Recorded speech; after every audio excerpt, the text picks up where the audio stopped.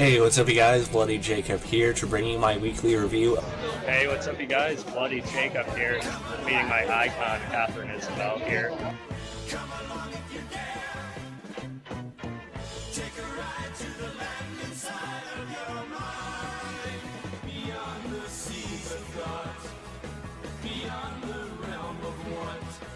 Across the streams of hopes and dreams where things are really not. Come along if you can. Come along if you dare. Have a good one. Cheers, guys. Side of your mind, but please realize you'll probably be surprised.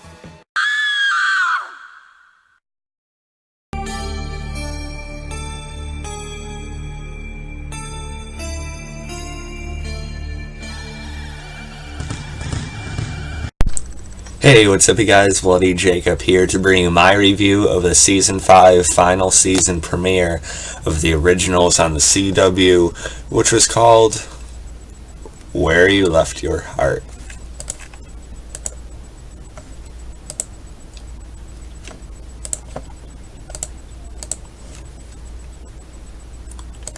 So yeah, final season, guys. It finally started, or actually a couple days earlier than it was originally going to, which is completely fine by me.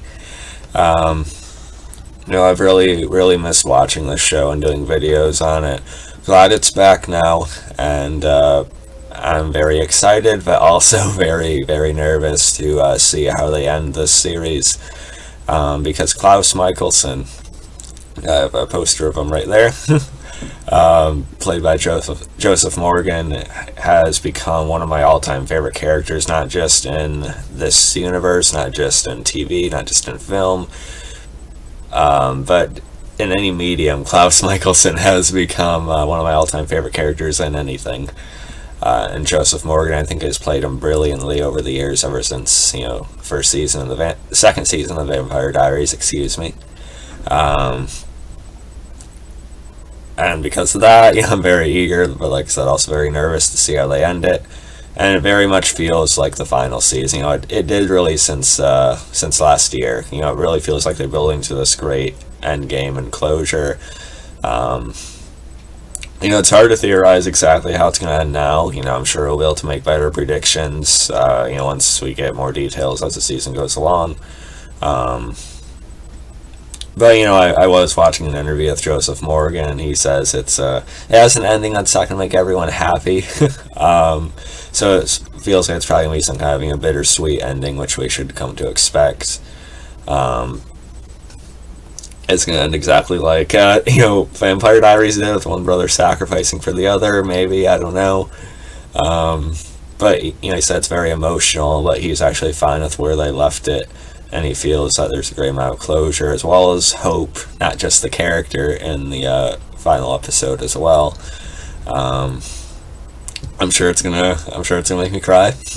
I'm ready for that. But yeah, this episode I liked quite a bit. I'm sure it's only it's obviously only the start of things to come for this final season. But I thought it was a very good start. That opening with Klaus outside the club, he tears the guy's heart out and actually takes a bite out of the heart. I wasn't expecting it to go that far, but I liked it. I also know there have been people that have complained that they miss like the angrier, sort of the more sadistic Klaus. But I always just chalk it up to Klaus has developed so much as a character. He's a good person. Deep down, I think that's come out a lot over the years. He's really changed. He's one of the most well-developed characters I've ever seen. But Klaus, sort of doing this whole mad Klaus, or Klaus the Mad thing again.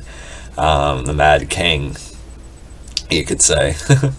This whole persona he's kind of taken on again should make, those people a little bit happy anyway. But really, as we know, it's a facade for, the grief and sort of just the loneliness he's feeling over having to be separated from his family, particularly Elijah and Hope. And he's kind of falling back into his old ways of killing that he even discussed with Stefan so long ago. He makes, he's making this list and just But he hasn't purposely. He's picking off at any potential enemy or someone related to an enemy that could come after Elijah, who's very unaware of, who he is at this point. So I like that. And of course you also have Caroline. Now Caroline, she did grow as a character, for sure, but she's never been one of my favorites. I'm not one of those that always supported the idea of, Caroline getting back together or whatever. I do appreciate her scenes with Klaus, though. I do like some of them, especially early on, like in season 3 and 4 and everything of the Vampire Diaries. How she is able to touch a more human part of Klaus. But I've never disfavored them as like the final couple, especially for Klaus's sake. I've always preferred Klaus with whether it's Camille or even Haley. But as much as I love Klaus, if I believe that he's truly happy with Caroline in the end, I'll accept it. Do I think they're actually going to go through with it? Maybe. I expect some, probably a kiss this season. Whether Klaus survives or not, I'm not sure yet. But they're already putting the signs there and everything like that, so I'm sure it'll happen in some capacity. But as Joseph Morgan has even said, that's not really the focus here. That's it's an acknowledgement of what's existed between the two, but it's not like kind of just honed in on it. It's not the point necessarily, which I think is a pretty good way to go about it. But yeah, also I really love Haley this season. She's able to still be a mother to Hope, luckily. Of course, she's the alpha of all the wolves and everything like that. Hope, meanwhile, she's at Alaric school.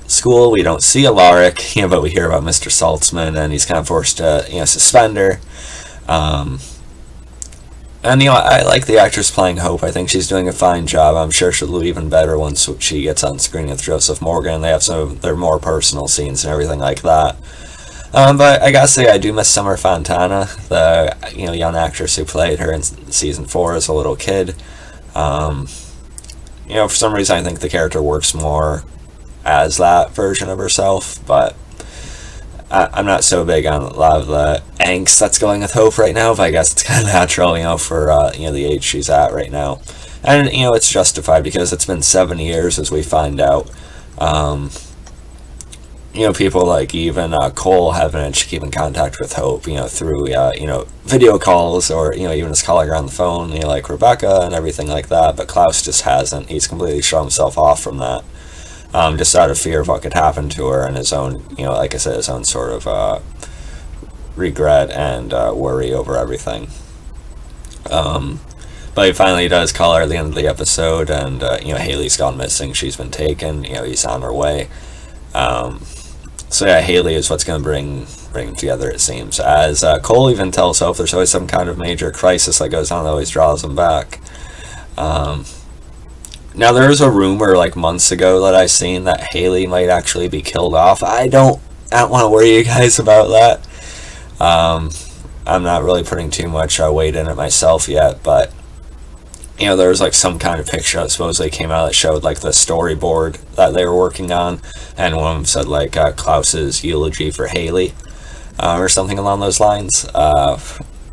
Which I wouldn't really expect Haley to be killed off, but her being killed would certainly force them back together, I'd say. Whether they probably wouldn't really care. They'd probably just want to be there for everyone, be there for each other if that happened. But I don't think it'd be a good choice to kill off Haley. I think there's other characters you could take down, but again, it's the final season, so you gotta expect some kind of emotional heartbreak here. I don't know. I'd rather them not, because Haley's one of my absolute favorite characters in this world as well. Of course, Klaus being number one. But besides that, Haley, she's probably my favorite female of the Vampire Diaries and the originals now. Maybe only comparable to Miss Catherine Pierce for me on the original show. But yeah, I hope nothing seriously happens to Haley, even though she's in danger right now, so it's kind of making me paranoid, but I'm not worried about her quite yet. She also has this fling with this human Irish chef, and that's okay, I guess, but it does kind of feel like it's a guy from one of the other CW shows called Rain, I think.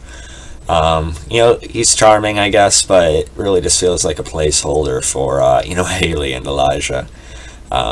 And I think they know that too. I don't think they're I hope they're not expecting us to completely just buy into that, but whatever. We also have, I gotta mention, Freya and Keelan. Keelan's sort of doing a lot with her life, traveling, but Freya is just, of course, completely focused and trying to find any way she can to bring the family back together. But the only way she says she has a shot at it is if they're all in the same place, and if that happens, they could all die, or at least hope.